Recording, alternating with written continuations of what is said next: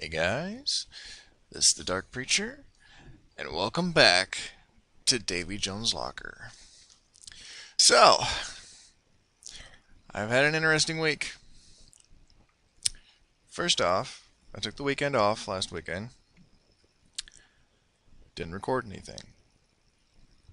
And then, for a few days, my internet was down. So I wasn't able to record anything because Davy Jones Locker, I use the curse launcher. Well, after all that, yesterday I tried recording, and after 2 hours worth of work before I recorded, my computer froze so bad that I had to force a restart. Yeah, that was fun. So, I spent a good bit of time fixing what had been lost, and now, after I change the keybind, because I've updated the pack to the latest version, and that messes up all my key bindings, I am going to show you guys what I've been working on. And, as promised, in my update video, if you've seen it, my channel update, at the very end I promised a story. So I'm going to tell you a story. First, I need to fix a key binding. So, if you'll bear with me for a moment, I need to fix my key binding. There we go. And then, there, all fixed. Now, excuse me. Now, I have been very busy, as you can tell. I decided to make all this storage drawers. I haven't even upgraded any of these. Some of them have quite a bit of stuff in them. Let's see here. Got 15 redstone right now.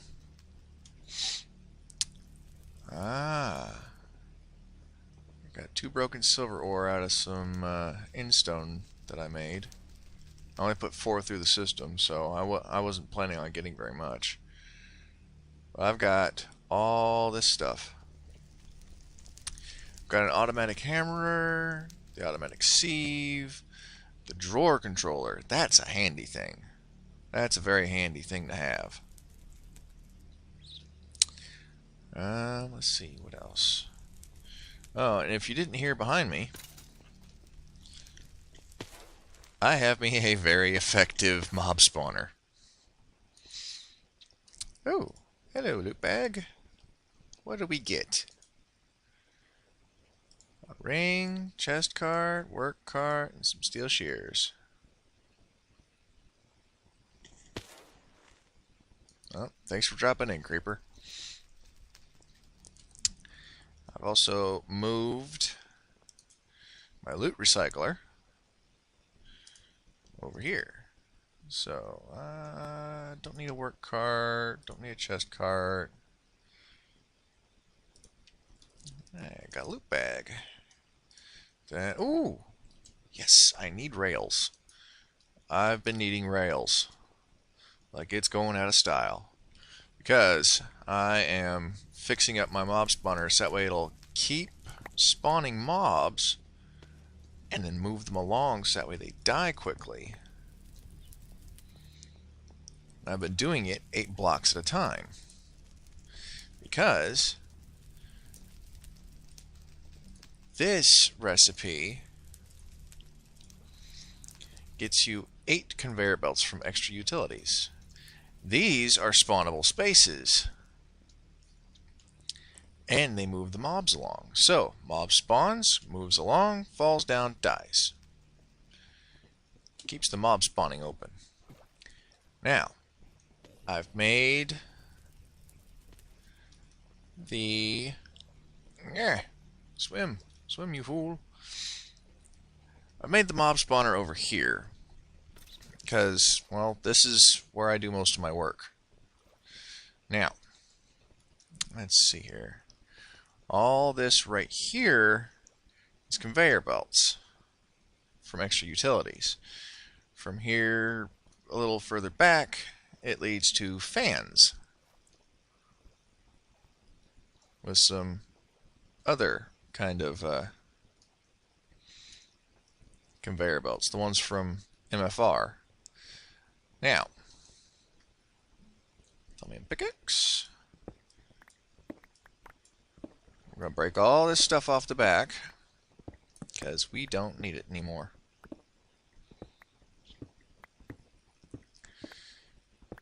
Because I am getting into RailCraft today. And while I get into RailCraft, that's when I'm going to be telling the story.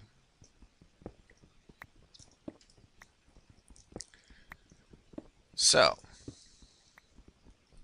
while I am working on RailCraft, I'll tell you guys a story. And it's going to be the story of the thing that actually caused me to have PTSD. Because, you know, if you've read my channel description and all that, you know I have PTSD. So, let's get in here real quick. Here. And that, and that. There we go.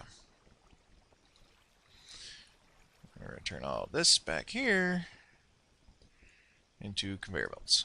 1, 2, yerk. 3. Don't want to fall out of this place. 1, 2, 3. Got to place them just right so that way they face the right direction.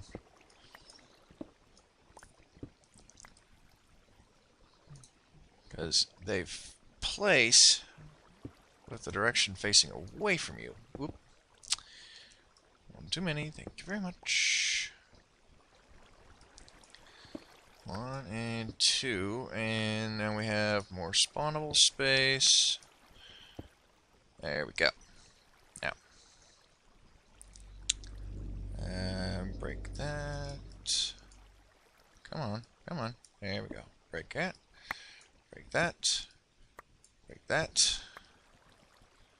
I think a little problem with my frame rate issue at times is those MFR conveyor belts and the flowing water, of course. That can go away. That can go away.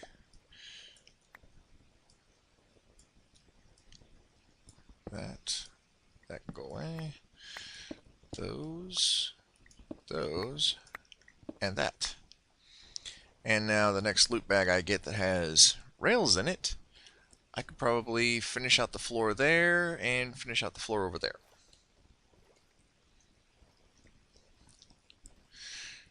I also put in a ladder, which makes for easy access out here.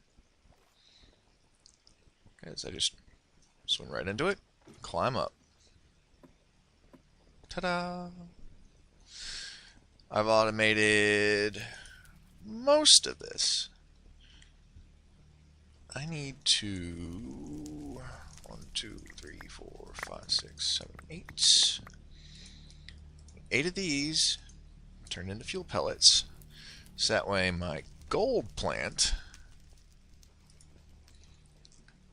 can start being harvested. There we go. Alright, need seeds. Nope. Haven't got any more of those.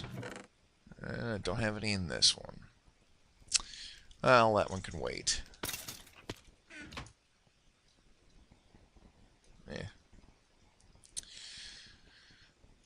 But another thing I've added is right over here. An alloy furnace from Blue Power. This thing is amazing. I can sit there and take these reeds, put them in here, and they will smelt down because they're the metal ones. They'll turn into 1 ingot apiece. Now, the recipe for this is so simple. Bricks, 8 of them. Get bricks from bricks. Get bricks from clay. Get clay. Come on, where is it? Well, you can clay from all those sources, but the way I do it is I take dust in a barrel with water. Voila, you have a block of clay.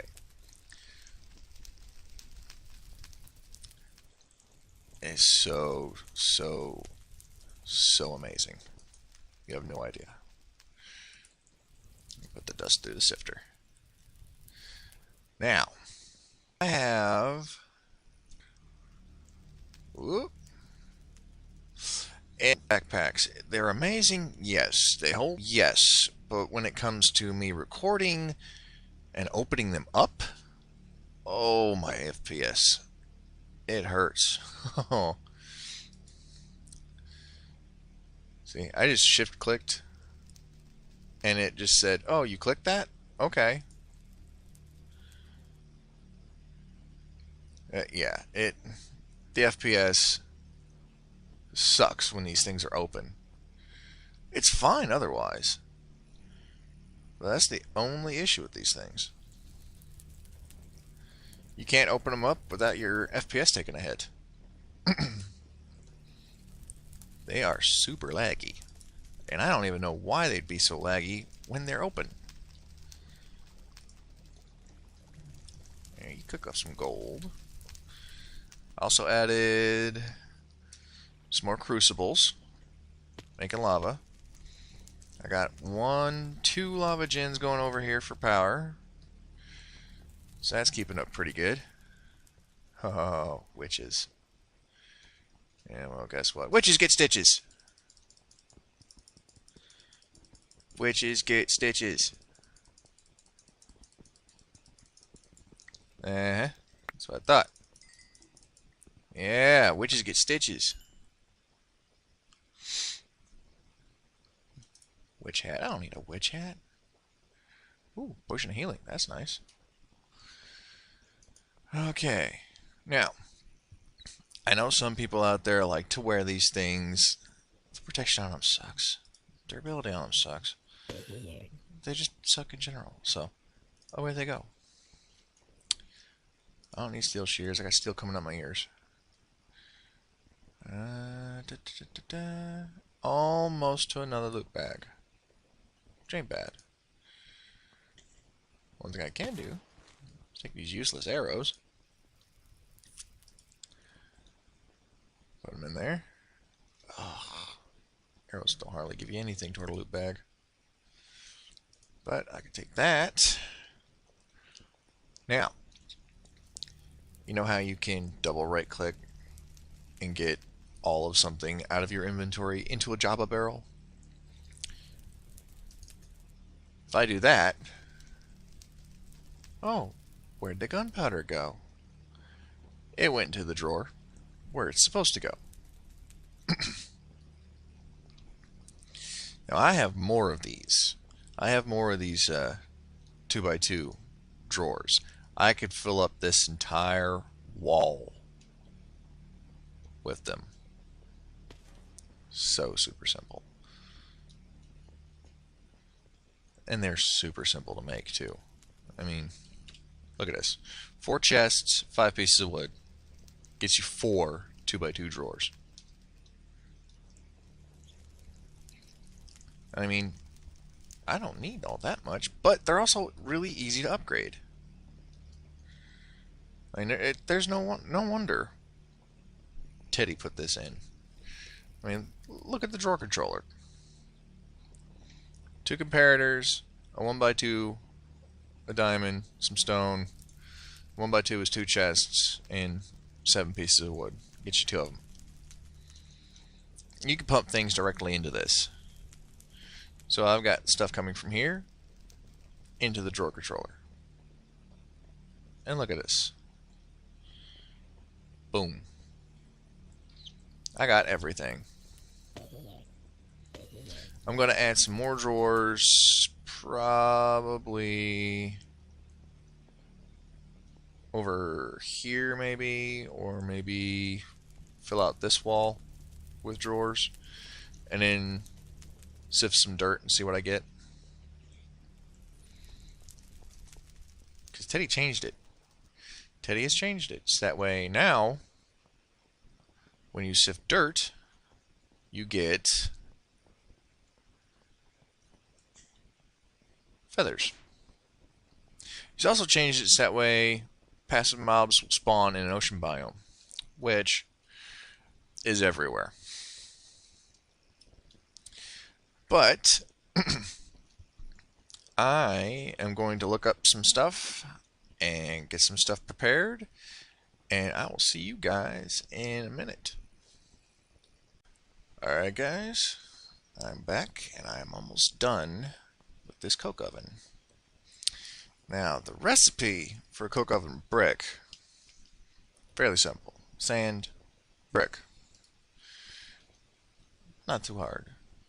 This is a 3x3 multi-block structure, and it has to have an empty space in the very middle. So you do 3x3, 3x3, and then 8 in a circle in the very middle with a hole. You place the last brick, and you know it's formed when it has that. Then you can open it up. I don't remember. Oh yeah. You can use rubber wood in this. Good. But this makes creosote oil. And creosote oil is used to make rails, which are used to make tracks. And it takes a while. Trust me on this one. It takes a while. While I was waiting on all those bricks to cook, I decided to expand my smeltery a little bit. So now it's a 3x3 2 high. And it was fairly simple. I took cobblestone, smelted it down, made seared stone. You take the seared stone, put a piece of cobble in there, pour a little bit of seared stone on it. It only takes 72 millibuckets and a little bit of patience. But you end up with seared cobblestone, which can be used to make smeltery parts.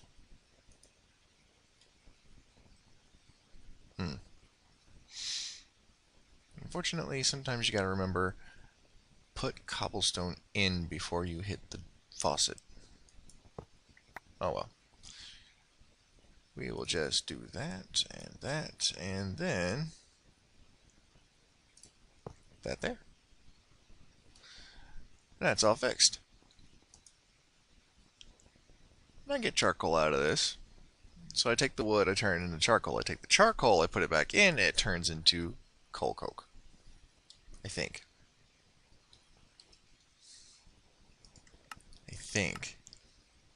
It may not, I don't remember.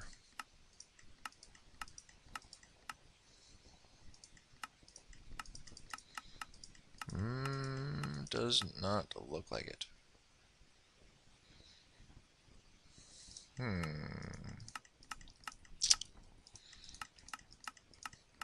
Yeah, no.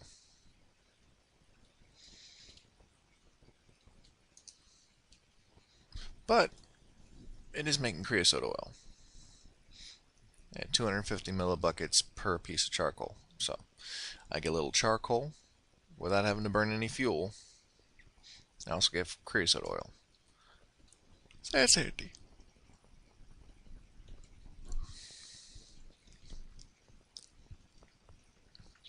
This thing is running like a champ.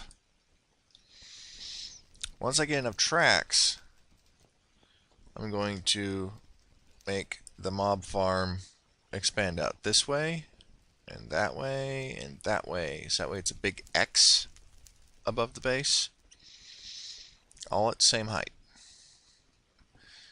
I put in a few more of these storage drawers and processed a little bit of dirt. Now, while I'm working on setting up a rolling machine and getting stuff ready to make tracks, it's time for a story. So, I don't need those in there.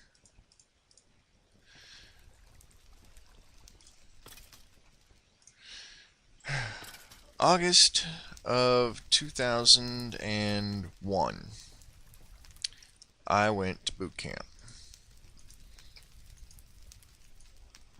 Left out of Missouri and flew into San Diego. Oh, I need iron. How about that?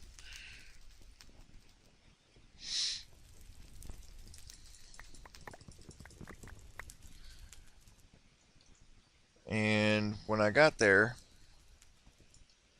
it was still peacetime.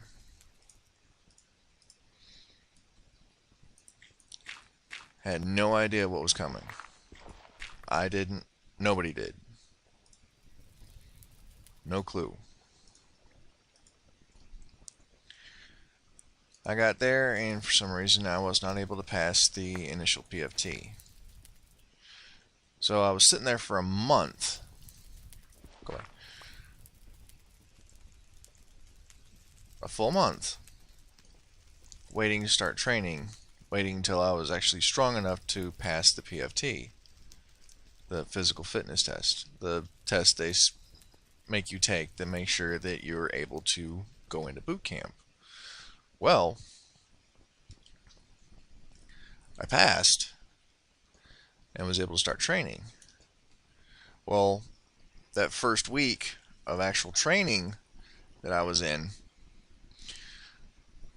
I was with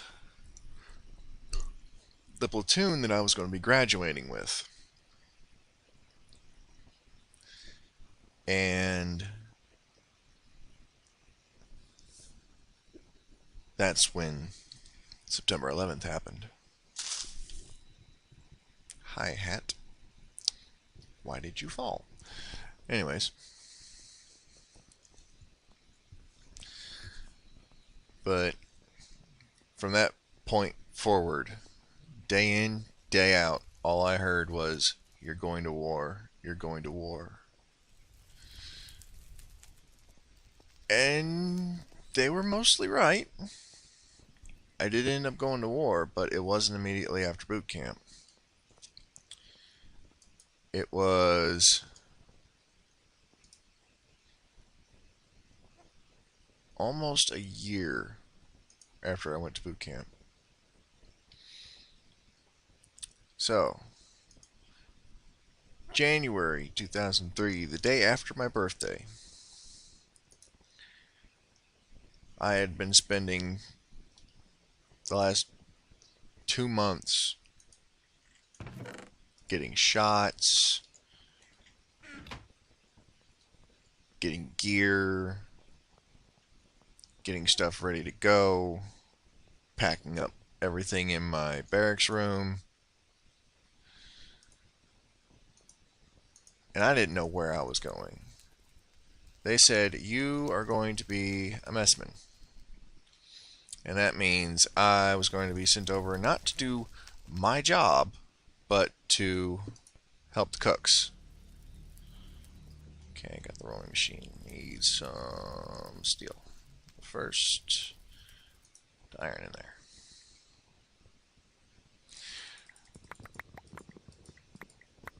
Well, I got sent over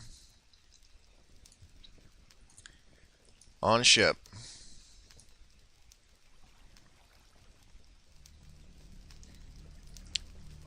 and Let's see, can I use these to make rails? Disposal track.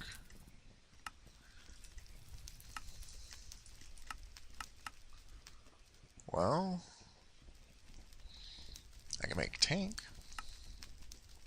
I can make a boiler tank.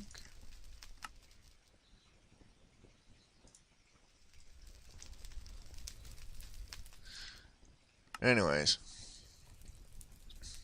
Oh, I'm going to need a lot of iron. Or I put steel in the wrong recipe.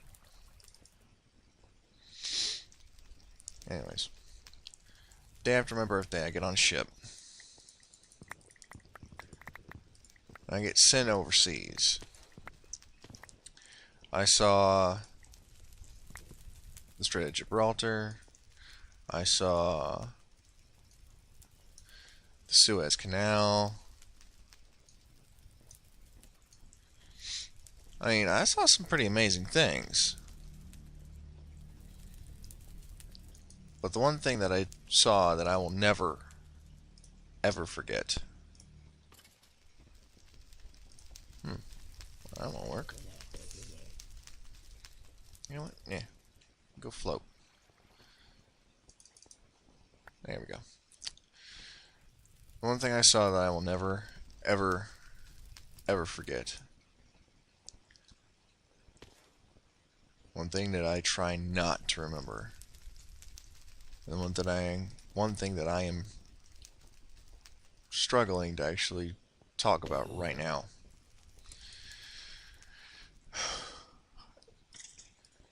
Is while I was overseas, my camp was about a mile or two from the Iraqi border. Not that far. I mean, I could have ran to Iraq within just a few minutes. The one thing I saw was I was walking back from the mess tent, going back to my tent. It was nighttime. It was dark. And we'd been getting these gas alarm drills every now and then. And let's see, I need a place to put. Whoop, no. Anyways, we were getting gas alarm drills, and the gas alarm, when I was over there, sounded exactly like a tornado siren. That's going to come into play later. But I mean, that was a noise I grew up with. I mean, I live in Missouri, for crying out loud. But I was walking back, and we'd been getting reports of Scuds being fired and Patriot missiles detonating them, and I'd seen them like way off in the distance, like miles and miles away. Like I had no reason to worry about them because they were so far away when they got detonated. But something told me, look up. And it was night, so I look up, and at first all I see are stars, and then I see this one moving in from the north, and it finally gets directly above me, and it meets another one coming from the south, and then right above the camp, an explosion.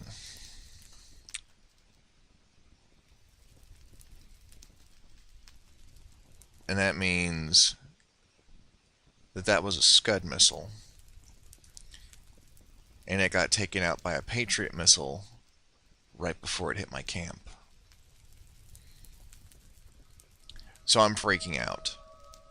The first thing I do is I go for my gas mask. I scream out gas, gas, gas like I'm supposed to, and then put on my mask and head for a Scud bunker.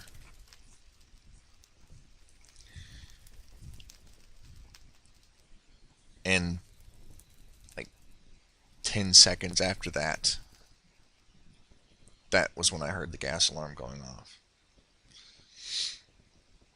See, I screamed out gas, gas, gas because I saw the Scud get detonated, and I didn't know if there was anything in them. I still don't know if there was anything in them. But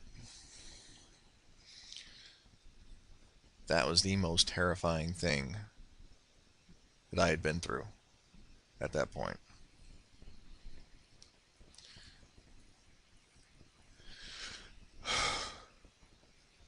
Talk about it's hard. I mean, it stresses me out to no end. I mean, I can't go into a store that has a huge crowd in it anymore. Which, when I was working at Walmart, Black Friday was a nightmare for me. I was lucky I was working at a very small store. I mean, like, very, very lucky I was working at a small store.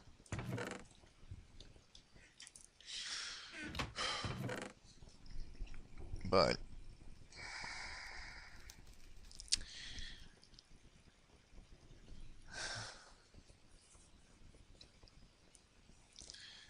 I think I might end the episode here, guys. Because I need to calm down a little. I'm supposed to be taking Buspar for this, but I don't make enough off of this to be able to afford insurance. The government doesn't consider me disabled enough to actually grant me disability, even though I have been diagnosed with PTSD.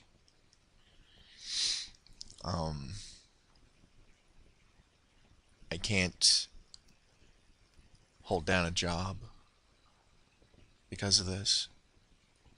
I can't hold down a normal job because of this. This right here, this is what I do. What the? That's 3 Endermen, I think. 1, 2. Another one hiding in the corner, maybe? No? Anyways.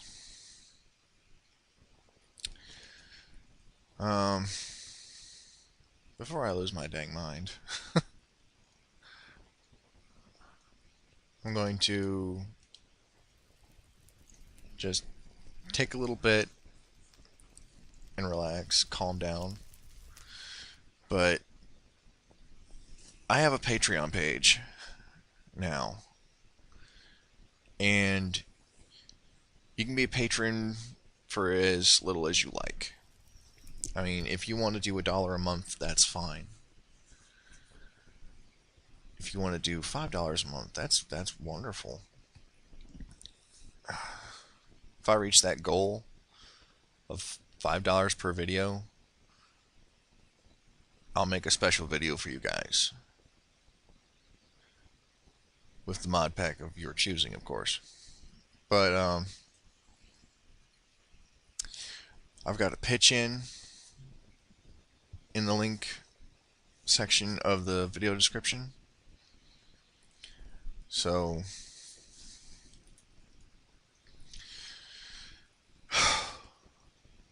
as always, I'm the Dark Preacher. This is Davy Jones Locker. And I'll see you guys in the next video. Bye.